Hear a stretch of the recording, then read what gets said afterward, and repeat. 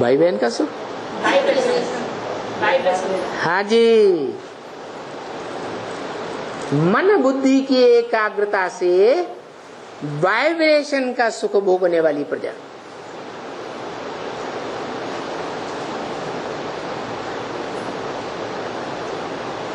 जैसे पपीते का मिसाल दिया जाता है। पपीते का मादा वृक्ष, नर वृक्ष 2 किलोमीटर दूर खड़ा हो और उस 2 किलोमीटर के बीच में कोई नर वृक्ष न हो, तो भी 2 किलोमीटर दूर से वो अपना पराग खींच लेता है और फल आने लगते हैं। तो ऐसे ही भगवान आकर के जो सुख भोगना सिखाता है वो वाइब्रेशन का सुख है, मन बुद्धि की एकाग्रता का, जिसे राजयोग कहा जाता है। मन बुद्धि की ऐसी एकाग्रता जिसके सुख को अतीन्द्रिय सुख कहा जाता है। सतयुग में जो राधा कृष्ण होंगे वो अतीन्द्रिय सुख भोगेंगे या इंद्रियों का सुख भोगेंगे? इंद्रियों का सुख भोगेंगे। ये आंख भी देह का अंग है, देह मिट्टी है, आंख भी मिट्टी ही है।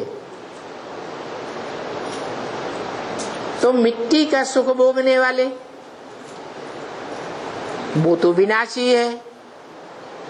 देह विनाशी, देह की कर्मेंद्रियां विनाशी, देह की ज्ञानेंद्रियां विनाशी, लेकिन अविनाशी क्या है?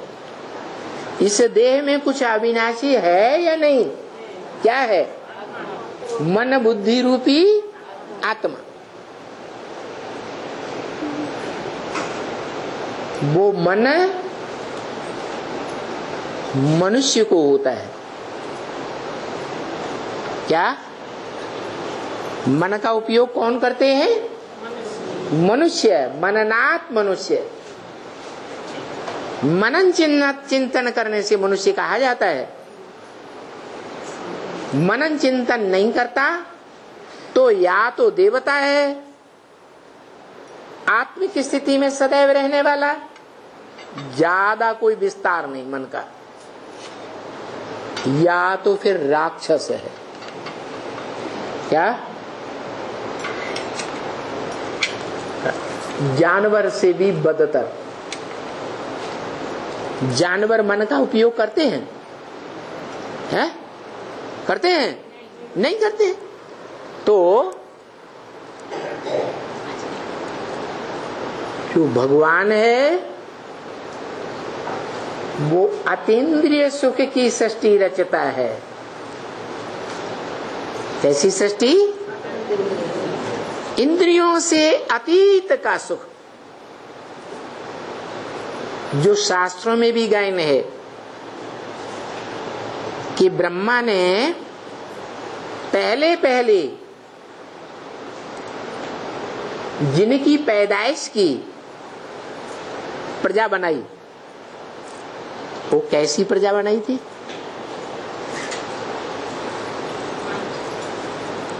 नहीं याद किसी को? है? मानसी सृष्टि रची थी सात्विक स्टेज में। मानसी सृष्टि में 4 आत्माओं को दिखाया। कौन कौन? सनत, सनातन, सनंदन, सनत कुमार।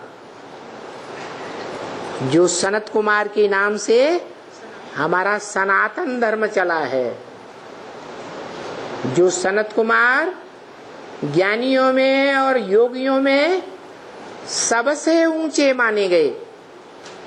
ज्ञानियों के ईश्वर और योगियों के ईश्वर। अब योगियों का ईश्वर एक होगा या अनेक होंगे?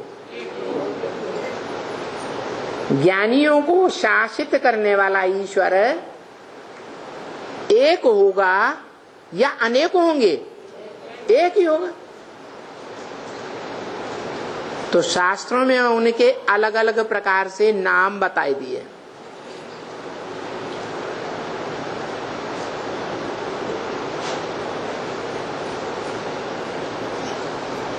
वेद की ऋचाओं में बताया है।